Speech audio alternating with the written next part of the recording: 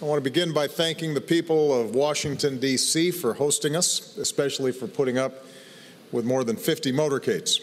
And I will make one promise to the people of this city: I will not hold another one of these summits in another 6 years. I want to thank everyone who participated in our meetings, more than 50 leaders from every region of the world and key international organizations. As at our previous summits, we didn't just come here to talk, but we came here to act. I know that the very technical nature of nuclear security doesn't always make for flashy headlines, but over the past 6 years, we have made significant, meaningful progress in securing the world's nuclear materials so that it never falls into the hands of terrorists. And I want to take a few moments to step back and lay out exactly what we have accomplished. Together, we have removed the world's most deadly materials from nuclear facilities around the world. With Japan's announcement today, we've now removed or secured all the highly enriched uranium and plutonium from more than 50 facilities in 30 countries, more than 3.8 tons, which is more than enough to create 150 nuclear weapons. That's material that will never fall into the hands of terrorists. 14 nations and Taiwan, countries as diverse as Argentina and Chile to Libya and Turkey to Serbia and Vietnam, have now rid themselves entirely of highly enriched uranium and plutonium. In particular, I want to point out again that successfully removing all of Ukraine's highly enriched uranium 4 years ago meant that the very difficult situation in Ukraine over the past 2 years was not made even more dangerous by the presence of these materials. As of today, South America, an entire continent, is completely free of these dangerous materials. When Poland completes its removal this year, Central Europe will be free of them as well. When Indonesia completes its work this year, so will all of Southeast Asia. In other words, as terrorists and criminal gangs and arms merchants look around for deadly ingredients for a nuclear device, vast regions of the world are now off limits, and that is a remarkable achievement. We've made important progress in the United States as well. In addition to new steps I announced this morning, we've improved nuclear security and training. We've consolidated nuclear materials at fewer facilities, eliminated some 138 tons of our surplus highly enriched uranium, which would be enough for 5,500 nuclear weapons. Working with Russia, we're on track to eliminate enough Russian highly enriched uranium for about 20,000 nuclear weapons, which we are converting to electricity here in the United States. More specifically, as a result of these summits, every single one of the more than 50 nations represented here have taken concrete steps to enhance security at their nuclear facilities and storage sites, and that includes improved physical security, stronger regulations, abiding by international guidelines, greater transparency, and that includes international peer reviews. 15 new centers have been created around the world to promote nuclear security technologies and training to share best practices. And as part of our work today, we agreed to keep strengthening our nuclear facilities' defenses against cyber attacks. We've bolstered international efforts to disrupt nuclear smuggling. The Proliferation Security Initiative has grown to more than 100 nations, including regular exercises to improve our collective ability to interdict shipments. The United States and 36 partner countries have worked to install radiation detection equipment at more than 300 international border crossings, airports, and ports, and we are developing new mobile detection systems as well. And finally, as I noted this morning, we've strengthened the treaties and international partnerships that are a foundation for so many of our efforts. So again, we have made significant progress, and everyone involved in this work, especially our teams who have worked tirelessly for years, can take enormous pride in our achievements. Nevertheless, as I said earlier, our work is by no means finished. There's still a great deal of nuclear and radioactive material around the world that needs to be secured. Global stocks of plutonium are growing. Nuclear arsenals are expanding in some countries with more small tactical nuclear weapons, which could be at greater risk of theft. And as a consequence, one of the central goals of this summit was how do we build on the work that has been done so that we have an international architecture that can continue the efforts, even though this is the last formal Leaders Summit.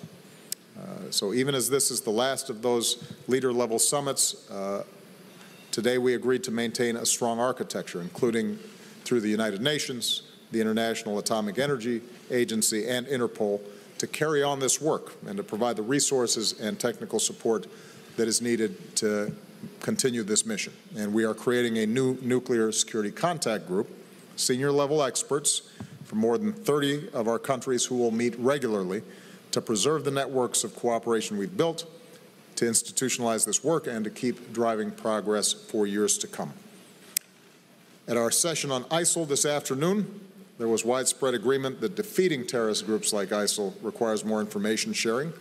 Everybody understands the urgency in the wake of what's happened in Brussels and Turkey, Pakistan, and so many other countries around the world.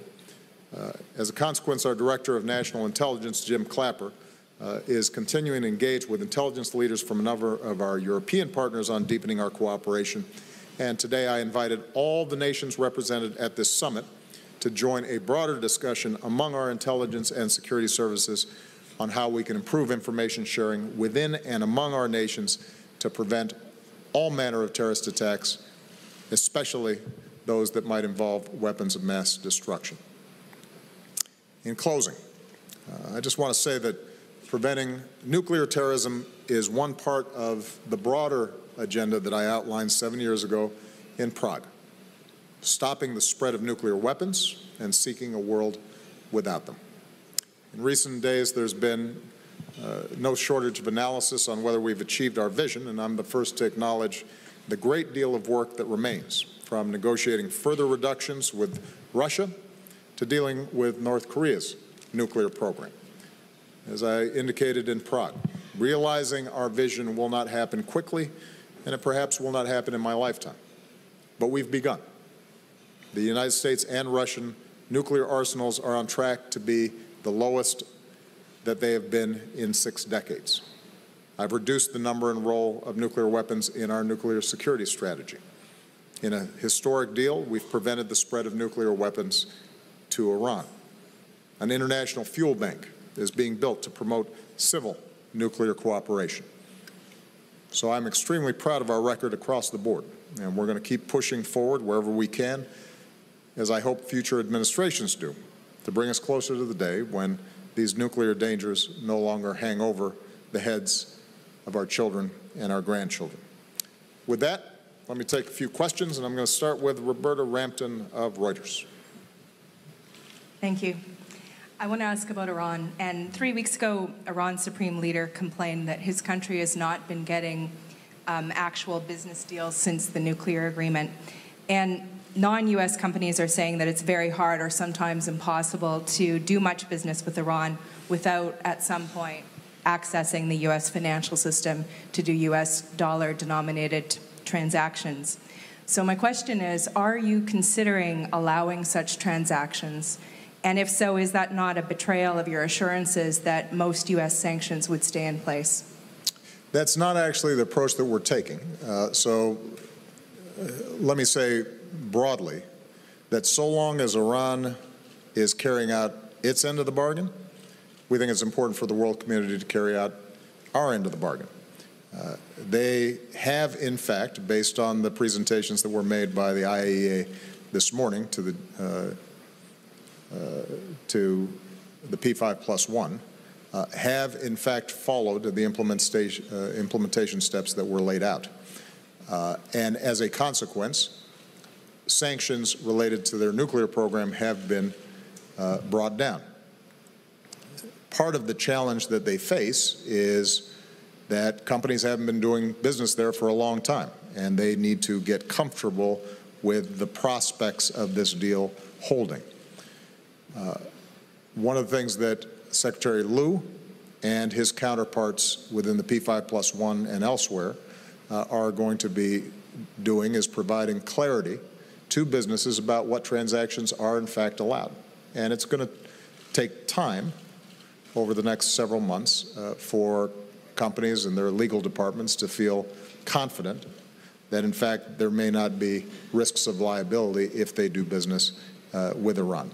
And so some of the concerns that Iran has expressed, we are going to work with them to address. It is not necessary that we take the approach of them going through dollar-denominated transactions. It is possible for them to work through European financial institutions as well. But there is going to need to be continued clarification provided to businesses in order for deal flows to begin. Now, what I would say is also important is Iran's own behavior in generating confidence that Iran's a safe place to do business. In a deal like this, my first priority, my first concern was making sure that we got their nuclear program stopped and material that they already had that would give them a very short breakout capacity, that was shipped out. That has happened. And I always said that I could not promise that Iran would take advantage of this opportunity in this window to re-enter the international community. Iran so far has followed the letter of the agreement, but the spirit of the agreement involves Iran also sending signals to the world community and businesses that it is not going to be engaging in a range of provocative actions that might scare business off. When they launch ballistic missiles with slogans calling for the destruction of Israel, that makes businesses nervous. There is some geopolitical risk that is heightened when they see that taking place. If Iran continues to ship missiles to Hezbollah, that gets businesses nervous. And so part of what I hope happens is we have a responsibility to provide clarity about the rules that govern so that Iran can in fact benefit, the Iranian people can benefit from an improved economic situation. But Iran has to understand what every country in the world understands, which is businesses want to go where they feel safe, where they don't see massive controversy, where they can be confident that transactions are going to operate normally. And that's an adjustment that Iran's going to have to make as well. And frankly, within Iran, I suspect there are different views in the same way that there are hardliners here in the United States who, even after we certify that this deal is working, even after our intelligence teams, Israeli intelligence teams say this has been a game changer, are still opposed to the deal on principle. There are hardliners inside of Iran who don't want to see Iran open itself up to the broader world community and are doing things to potentially undermine the deal. And so those forces that seek the benefits of the deal, not just in narrow terms, but more broadly, we want to make sure that over time, they're in a position to realize those benefits. Okay. David Nakamura. Thank you, Mr. President. As you mentioned at the beginning of your remarks, you just finished a working session with 50 world leaders about combating terrorism and groups like the Islamic State. And I wanted to ask you specifically about one of the strategies, prime strategies your administration is using in that effort. In the past several weeks, your administration has killed well over 200 people in airstrikes in Somalia, Libya, and Yemen, according to the Department of Defense. How can you be certain that all of the people killed pose an imminent threat to the United States? And why is the United States now killing scores of people at a time rather than eliminating individuals in very targeted strikes? Mm-hmm. Thank you. You know, we have constructed a fairly rigid and vigorous set of criteria for us evaluating the intelligence that we receive about ISIL, where it might be operating, where al-Qaeda is operating. These guidelines involve a whole range of agencies consulting extensively and are then checked, double-checked, triple-checked before kinetic actions are taken. And for the most part, our actions are directed at high-value targets in the countries that you just described, outside of the theater of Iraq and Syria.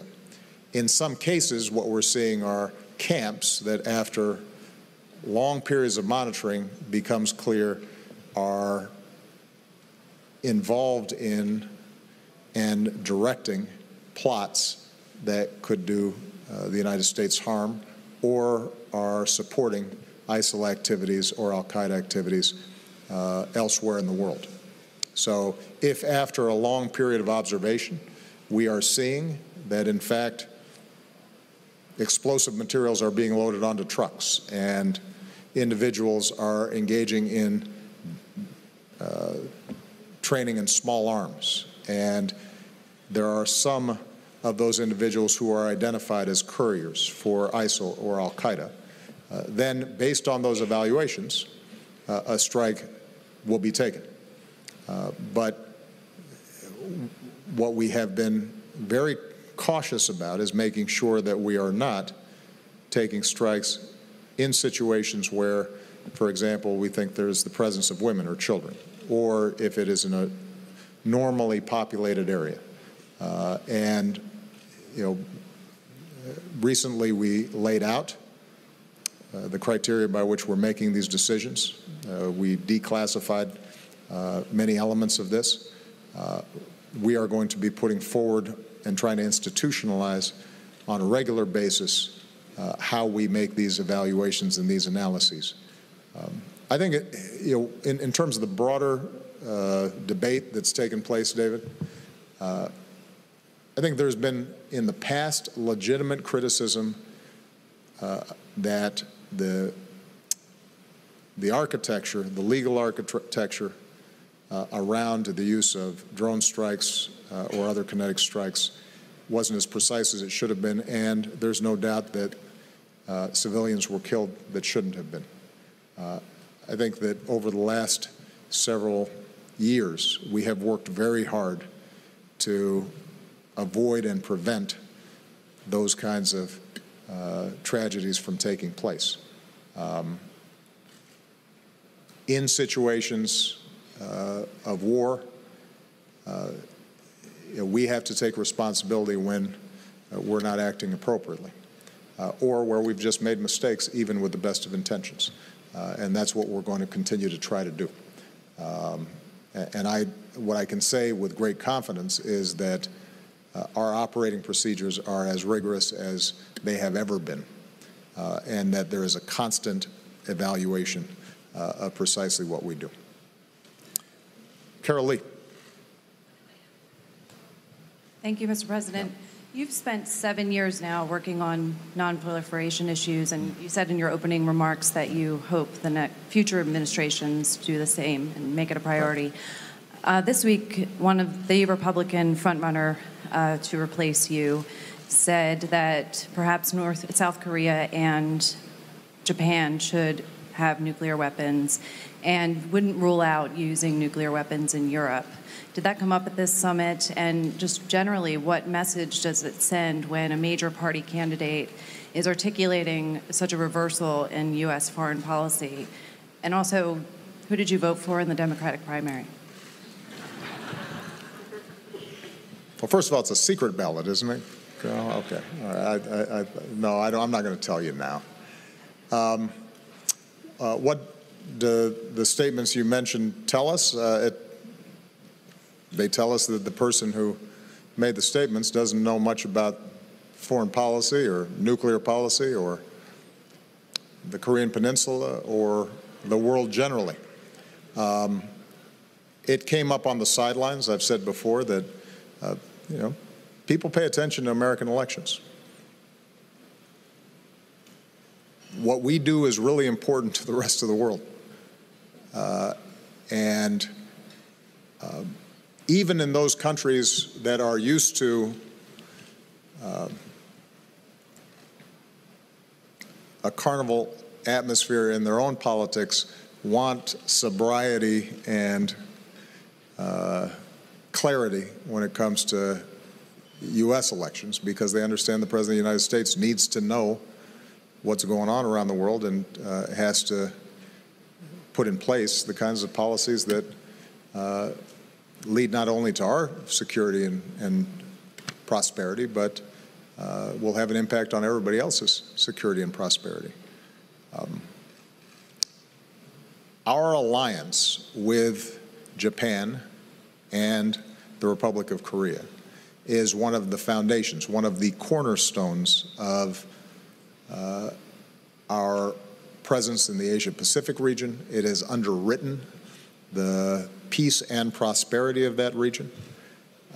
It has been an enormous boon to American commerce and American influence, and it has prevented the possibilities of a nuclear escalation and conflict between countries that in the past and throughout history have been engaged in hugely destructive conflicts and controversies. So you don't mess with that. It is an investment that rests on the sacrifices that our men and women made back in World War II when they were fighting throughout the Pacific. It is because of their sacrifices and the wisdom that American foreign policy makers showed after World War II that we've been able to avoid catastrophe in those regions. And we don't want somebody in the Oval Office who doesn't recognize how important that is. Andrew Beattie. Thank you, Mr. President. Yesterday you met with President Erdogan of Turkey, hours after some fairly ugly scenes at the Brookings Institution. I was wondering, do you consider him an authoritarian? Turkey is a NATO ally. It is an extraordinarily important partner in our fight against ISIL. It is a country with whom we have a long and strategic relationship with. And President Erdogan is someone who I've dealt with since I came into office. And in a whole range of areas, we've had a productive partnership. What is also true, and I have expressed this to him directly, so it's no secret that there are some trends within Turkey that I've been troubled with. I am a strong believer in freedom of the press. I'm a strong believer in freedom of religion. I am a strong believer in rule of law and democracy. And there is no doubt that President Erdogan has repeatedly been elected through a democratic process. But I think the approach that they've been taking towards the press is one that could lead Turkey down a path that would be very troubling. And we are going to continue to advise them and I've said to President Erdogan, remind him that he came into office with a promise of democracy, and Turkey has historically been a country in which deep Islamic faith has lived side by side with modernity and an increasing openness, and that's the legacy that he should pursue, rather than a strategy that involves repression of information and shutting down democratic debate.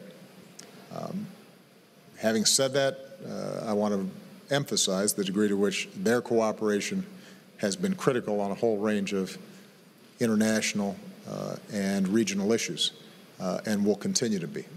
And so, as is true with a lot of our friends and partners, we work with them, we cooperate with them, we are appreciative of their efforts, and there are going to be some differences. And where there are differences, we will we will say so.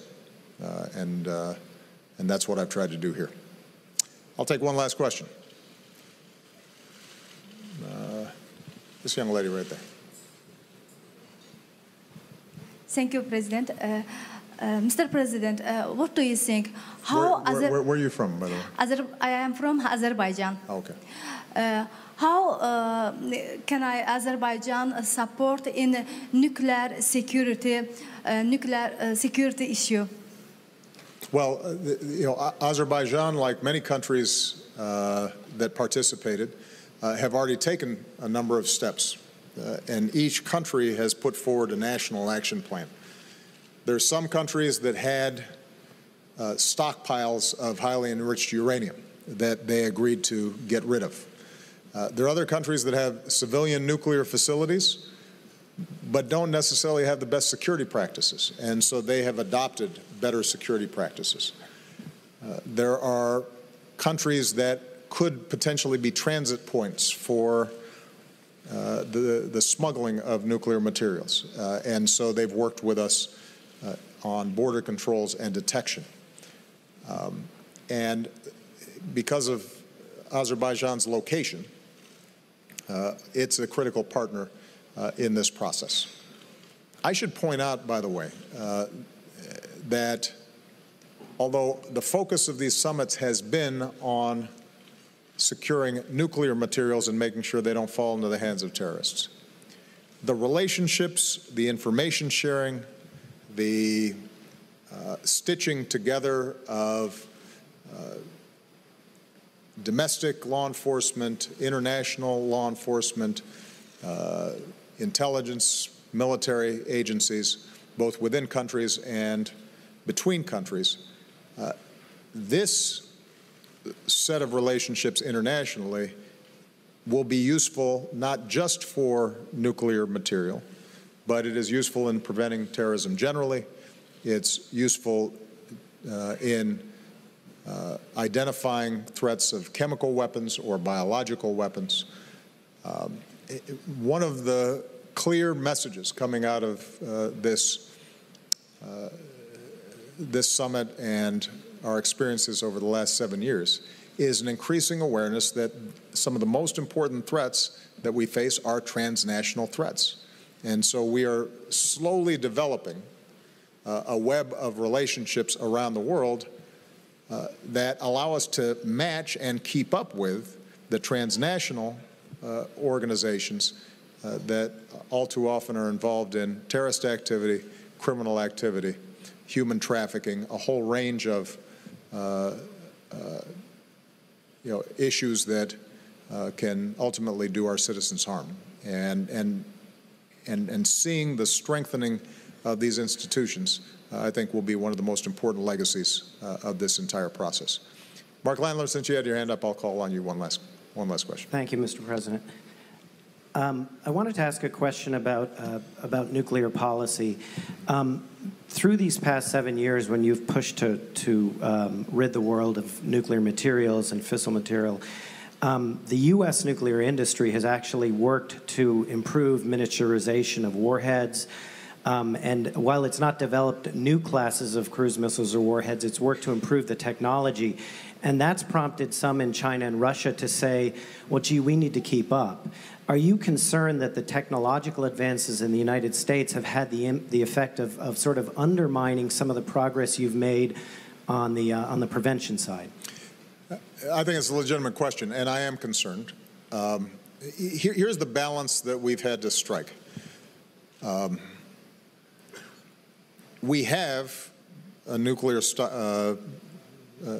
stockpile that we have to make sure is safe and make sure is reliable. And after the START treaty, the START II treaty that we entered into with Russia, we have brought down significantly the number of weapons that are active. But we also have to make sure that they're up to date, that their command and control systems that might have been developed a while ago are up to snuff, given all the technology that has changed since that time. and we have to make sure that our deterrence continues to work. And so even as we've brought down the number of weapons that we have, I've wanted to make sure that what we do retain functions, that it is not subject to a cyber intrusion, that there's sufficient confidence in the system that we don't create destabilizing activity. My preference would be to bring down further our nuclear arsenal. And after we completed START 2, I approached the Russians, our team approached the Russians in terms of looking at a next phase for arms reductions. Because Mr. Putin came into power or returned to his office as president, and because of the vision that he's been pursuing of emphasizing military might over development inside of Russia and diversifying the economy, we have not seen the kind of progress that I would have hoped for with Russia. The good news is that the possibilities of progress remain. We are abiding by START 2. We're seeing implementation. And although we are not likely to see further reductions during my presidency, my hope is that we have built the mechanisms and systems of verification and so forth that will allow us to continue to reduce them in the future. We do have to guard against, in the interim, ramping up new and more deadly and more effective systems that end up leading to a whole new escalation of the arms race. And in our modernization plan, I've tried to strike the proper balance, making sure that the triad and our systems work properly, that they're effective, but also to make sure that we are leaving the door open to further reductions in the future. But one of the challenges that we're going to have here is that it is very difficult to see huge reductions in our nuclear arsenal unless the United States and Russia, as the two largest possessors of nuclear weapons, are prepared to lead the way. The other area where I think we need to see progress is Pakistan and India, that subcontinent, making sure that as they develop military doctrines, that they are not continually moving in the wrong direction. And we have to take a look at the Korean Peninsula because the DPRK, North Korea, is in a whole different category and poses the most immediate set of concerns for all of us, one that we are working internationally to focus on, and that's one of the reasons why we had the trilateral meeting with Japan and Korea, and it was a major topic of discussion with President Xi as well. Okay. Thank you very much, everybody. Have a good weekend. Hey! Good to see you. All right, everybody have a seat. Have a seat. Well, hello, everybody. Welcome to the White House. There are a lot of good things about being president. You know, I get a chance to travel all across the country and meet people and see all the amazing things that are being done. Being Commander-in-Chief of the greatest military the world's ever known and seeing the incredible service of our men and women in uniform, Air Force One is very cool. I don't have to take off my shoes before I get on an airplane. But some of the best moments that I've had as president have involved science and our annual science fair. I mean, I have shot a marshmallow out of a cannon directly under Lincoln's portrait. I've learned about prototypes from 6-year-old Girl Scouts who built a page turning machine out of Legos for people who might be disabled. There they are. Good to see you guys. I should add, by the way, that I took a picture with them with one of their tiaras on, which I think is still floating around the internet. Most importantly, I've just been able to see the unbelievable ingenuity and passion and curiosity and brain power of America's next generation and all the cool things that they do. I've also, by the way, had a chance to see an alarming number of robots. None have caused me any harm up until now. They've startled me a little bit. I understand today that we have a live chicken here, which I'm sure the White House staff is thrilled about. But this is fun. More importantly, it speaks to what makes America the greatest country on earth. I want to publicly thank some of the people who helped make today possible, also because I want you to know who to blame if something explodes. We've got some members of Congress in the House who've been highly supportive of all our science and basic research efforts. We've got my science advisor, John Holdren, who is here. Give John a big round of applause. We've got my Chief Technology Officer, Megan Smith, in the House.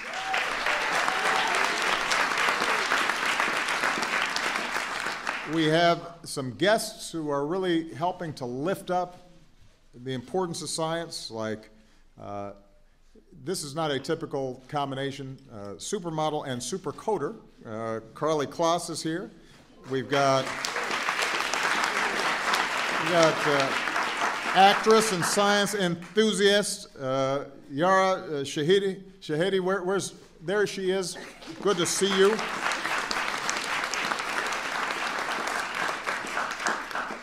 We've got XKCD comic creator Randall Monroe is here. Give him a big round of applause.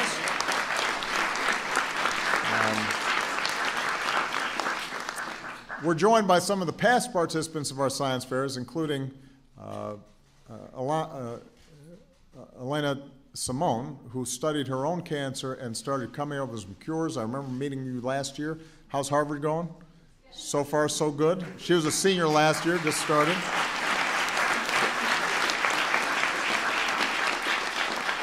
So this is an eclectic and diverse bunch. But what they all share is this love of science and love of technology and a belief that our youngest innovators can change the world.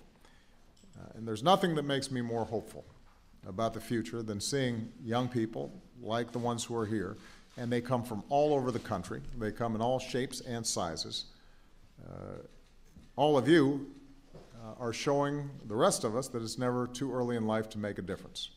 You teach us about the power of reason and logic and trying things and figuring out whether they work, and if they don't, learning from that and trying something new. And you remind us that together, through science, we can tackle some of the biggest challenges that we face. Whether you're fighting cancer or combating climate change, feeding the world, writing code that leads to social change, you are sharing in this essential spirit of discovery that America's built on. John Holdren helpfully reminded me that today happens to be the 273rd birthday of Thomas Jefferson. And Thomas Jefferson was obviously a pretty good writer. The Declaration of Independence turned out pretty well. He was a great political thinker and a great president, but he was also a scientist. And that was true of most of our founders. They were children of the Enlightenment. They had come of age when all the old dogmas were being challenged, and they had this incredible faith, this belief in the human mind and our ability to figure stuff out. And whether it is Benjamin Franklin or or Thomas Jefferson or all the others who were involved in the founding of our country, one of the essential elements that is embedded in our Constitution and the design of this democracy is this belief that the power of the human brain, when applied to the world around us, can do amazing, remarkable things. And it also requires, as we're seeing from these outstanding teams, not just constant inquiry, but also strong teamwork and dogged perseverance. And by following the trail of your curiosity wherever it takes you, you are continually adding to this body of knowledge that helps make us a more secure, more prosperous, and more hopeful society. Science has always been the hallmark of American progress. It's the key to our economic success. I can't think of a more exciting time for American science than right now, because we are busy reigniting that spirit of innovation to meet so many challenges. Just to give you a couple examples, we're on the cusp of a new era of medicine that accounts for people's individual genes. And I've been doing a lot of work with Francis Collins, the head of NIH, around how we take the human genome that we've mapped, in part thanks to the good work of Francis and others, so that we are able to not just cure diseases generally, but figure out what exactly do you in your particular body need in order to keep it running well. We're harnessing technology to develop cleaner sources of energy and save our planet in the process. We're unraveling the mysteries of the human brain, unlocking secrets of the universe. In fact, just last month, Commander Scott Kelly returned from an almost year-long stay on the International Space Station. Some of you may have read about that. He conducted countless experiments, and he also served as an experiment himself. His identical twin brother, Mark, who is an astronaut as well, Mark stayed home during this entire time that Scott was up in the air, and that meant that NASA could study the two of them side by side to gain insights into how long-term occupation in space changes your body and your operating systems. It turned out initially it makes you 2 inches taller. But I saw Mark just 2 weekends ago. Apparently you shrink back really quickly. It makes your head bigger too, but I don't know how big. America's also got a selfie-taking rover that's Instagramming from Mars. The International Space Station just got its first inflatable habitat for astronauts. SpaceX, and on the commercial private venture side of space, just landed a returning rocket on a drone ship in the middle of the ocean. And that's opening up the possibility of reusing our rockets instead of just throwing them away once they've launched. So the progress we're seeing across the board is extraordinary, and it's just the beginning. The rest is going to be up to you, the next generation. Somewhere in your generation, maybe in this room, are pioneers who are going to be the first to set their foot on Mars. The first humans, anyway. I don't know about other life forms. And I know what you're capable of because I just had a chance to see some of the exhibits, and we had some of the press pool follow. If you were not blown away from some of the young people that we just had a chance to meet, then you had too big of a lunch and you were falling asleep, because if you were paying attention, it was unbelievable. We've got Maya Varma, who's a senior from San Jose, California. Where's Maya? Yay, there's Maya. Maya's using a low-cost microcontroller, software freely available on the internet, and a smartphone, and she designed a tool that allows people with asthma and other lung diseases to diagnose and monitor their own symptoms. So her goal was to use smartphone technology to make diagnostic tests for all kinds of diseases a lot cheaper. My aspiration is not only to create the next big thing in my field one day, Maya says, but also to make it accessible to more than a privileged few in the world. So give Maya a big round of applause.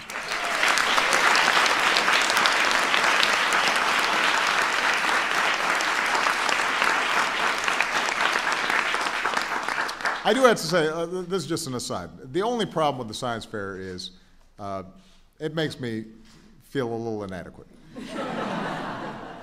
Because I think back to my high school, and first of all, I didn't have a field. Maya talked about her field. My field, I don't know exactly what my field of study was at that time, but it wasn't that. We also have 9-year-old Jacob Leggett from Baltimore. Where's Jacob? There you go in the bow tie.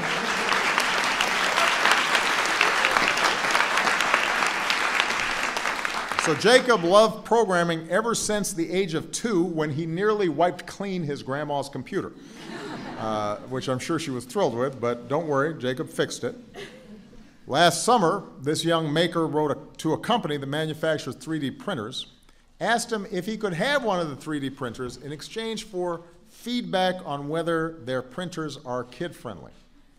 So clearly he's a good negotiator and business person. And today, Jacob is churning out toys and games for himself and his little sister, and he dreams one day of making artificial organs for people. I should add, by the way, Jacob, John, had a very good idea, which is that we should have, in addition to our PCAST, which is my science advisory group, all these scientists and leaders in various fields, we should have a kids advisory group that starts explaining to us what's interesting to them and what's working and could help us shape advances in STEM education. Anyway, that was Jacob's idea. So, way to go, Jacob. We're going to follow up on that. Give Jacob a round of applause.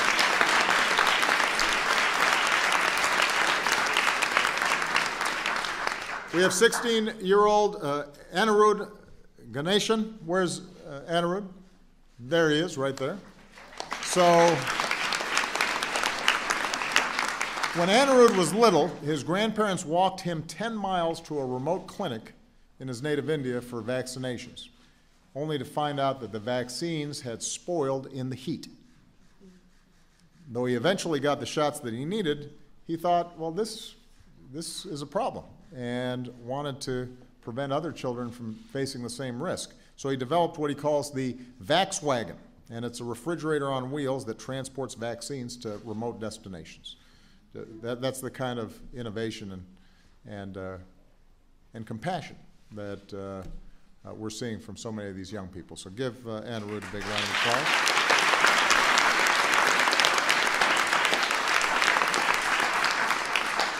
And we have Olivia Hennessy, a high school senior from Greenwich, Connecticut. Where is Olivia?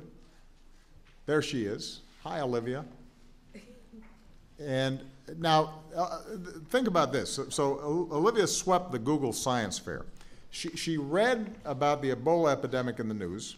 She decides, I want to make a faster, less expensive test for the disease. As opposed to a lot of adults who were just thinking, how do I avoid getting Ebola? She decides, well, I'm going to fix this. So she wants a faster, less expensive test. An old test cost $1,000, took up to 12 hours to conduct. Using silk as a base instead, Olivia made the test cost $5 without requiring refrigeration, with results that are available in under 30 minutes. How about, what were you doing in high school? Give Olivia a big round of applause.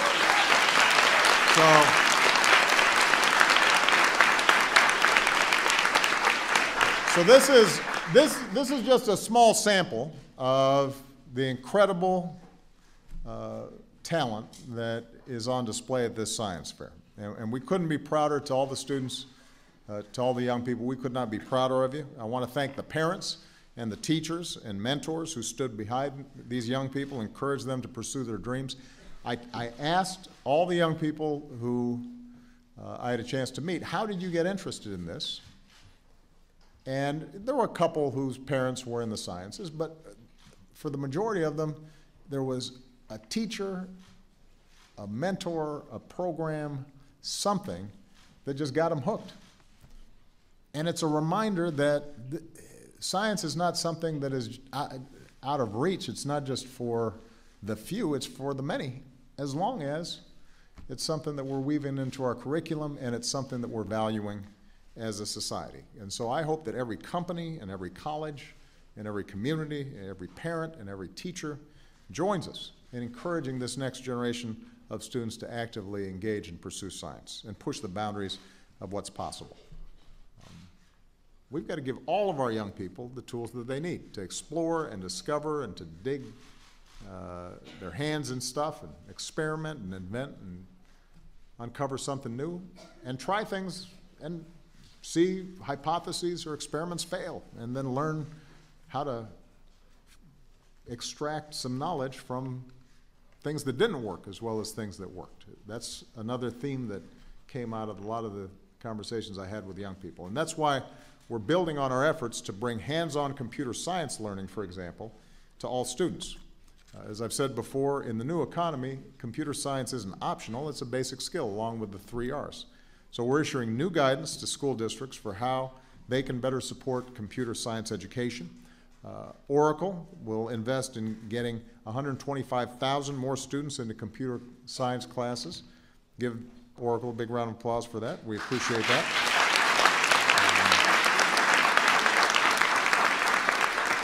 We've got more than 500 schools that are committing to expand access to computer science, and this is just a sample of the things that we've been putting together over the last several years to try to expand opportunity for the kind of brilliant work that's being done by these students. And we're seeing entire states take action. For example, last month, Rhode Island got on a path to bring computer science to every school within 2 years. So we're going to build on this progress. We want to make sure every single one of our students, no matter where they're from, what income their parents bring in, regardless of their backgrounds, we want to make sure that they've got access to hands-on science, technology, engineering, and math education that's going to set them up for success and keep our nation competitive in the 21st century. That includes, by the way, working through some of the structural biases that exist in science. A lot of them are unconscious, but the fact is that we've got to get more of our young women and minorities into science and technology, engineering and math, and computer science. I've been really pleased to see the number of young women who've gotten more and more involved in our science fairs over the course of these last several years. And as I said to a group that I had a chance to meet with outside, we're not going to succeed if we got half the team on the bench, especially when it's the smarter half of the team. Our diversity is a strength, and we've got to leverage all of our talent in order to make ourselves as creative and solve as many problems as we can. And one of the things I find so inspiring about these young thinkers and makers is that they look at all these seemingly intractable problems as something that we can solve. There's a confidence when you are pursuing science. They don't consider age a barrier. They don't think, well, that's just the way things are. They're not afraid to try things and ask tough questions. And above all, what we've seen today is that they feel an obligation to use their gifts to do something not just for themselves, but for other people as well. Olivia said after she was working on this Ebola diagnostic tool, my generation's been raised with an awareness that we're part of a global community. It's everybody's responsibility to take a proactive approach and think of solutions. She is right. I want you to call up Congress and tell them your thinking on that. That was just a joke. Maybe not. But it's all up to us to work together with our youngest talent leading the way. A century ago, Albert Einstein predicted the existence of gravitational waves. This year, a team of scientists finally proved him right. This was very cool, by the way. I don't know if those of you guys who had a chance to read about this. The way they measured it was the building got a little longer. The building from which they were measuring this gravitational wave grew like a little bit. And then it kind of shrank back, which is really weird. and really interesting. And that's the thing about science. You don't always cross the finish line yourself. You may have a hypothesis, a theory, and then people build off of it. And it's like you're running a race and you're passing a baton. Everything that we're working with today is based on some young person like you 10 years ago, 50 years ago, 100 or 300 years ago, who were asking themselves the same question. And while even Einstein didn't see all the fruits of his labor, because he went as far as his curiosity and hard work would take him, generations of scientists continue to build on his progress. So that's what we're going to need from all of you. We are counting on all of you to help build a brighter future and for you to use your talents to help your communities and your country and the world. We will be with you every step of the way, and I will be keenly following your progress so that when you invent some cancer cure or find some new source of cheap, clean energy, I will take some of the credit. I'll say, if it hadn't been for the White House Science Fair, who knows what might have happened. Even though it won't really be my credit to take. So I'm just teasing, guys. Thank you very much, everybody. Proud of you. Good job. There are still some tough fights. It isn't always pretty, the process of democracy. It's often frustrating. You can see that in the election going on back home. But just stop and consider this fact about the American campaign that's taking place right now. You had two Cuban Americans in the Republican Party running against the legacy of a black man who was president while arguing that they're the best person to beat the Democratic nominee, who will either be a woman or a Democratic socialist. Who would have believed that back in 1959? That's a measure of our progress as a democracy. Thank you, Mr. Chairman. Thank you, Ranking Member Leahy. Thank you, members of the subcommittee. My name is Bono. I'm the co-founder of the One Campaign, and I'm just going to jump right into it because I've been told not to filibuster. And as you know, the Irish invented the filibuster. So I'm going to read this because that makes it faster. I've just returned from Africa and the Middle East, where I was lucky to join a Codel led by Senator Graham there. I visited Kenya, Jordan, and then with the team, Turkey and Egypt. This visit revealed one fact and two fictions. The fact is that aid can no longer be seen as charity, a nice thing to do when we can afford it. If there's one thing I would like you to take away from this testimony, it is that aid in 2016 is not charity, it is national security. And when it's structured properly with a hard focus on fighting corruption and improving governance to qualify for that aid, it could be the best bulwark we have against the violent extremism that is gaining traction in the Levant and the Sahel. The two fictions the expedition revealed to me were, number one, that this refugee problem is temporary. The typical crisis that creates refugees lasts 25 years. On our trip, Senator Graham and I heard the term permanent temporary solution thrown around, but without the irony that phrase requires. The second fiction is that it's simply a Middle Eastern problem. Refugees are flowing from all over the world, especially Africa, actually. Of the top 10 countries that are hosting refugees today, 5 of them are African. In Europe, the problem has moved from practical to existential. In 1989, the wall that divided Europe came down, a remarkable moment to live through. Who could imagine in 2016 another set of walls being built up, this time made of mesh and razor wire, but walls nevertheless? Members of the subcommittee, let me soberly suggest to you that the integration of Europe, the very idea of European unity, is at risk here. Europe is America's most important ally since the Second World War. Are we not your most important ally in the fight against violent extremism? This should really matter to you. I know it does. Put simply, as we Europeans have learned, if the Middle East catches fire, the flames jump any border controls. And if Africa fails, Europe cannot succeed. It's not rocket science, it's math. Here are the numbers. By 2050, the African population will have doubled to 2.5 billion, twice that of China. 40% of the world's youth will be African, which personally excites me because I have a sense of who they are and want to be. Of the One Campaign's 7 million members, 3 million of them are African. We have a sense of their potential as an engine of growth that can roar. But we also fear that if the young people of Africa are misled and marginalized, their anger could be channeled not to hope, but to hate. A choice is stark. We fast-track our friendship, or we invite new enemies.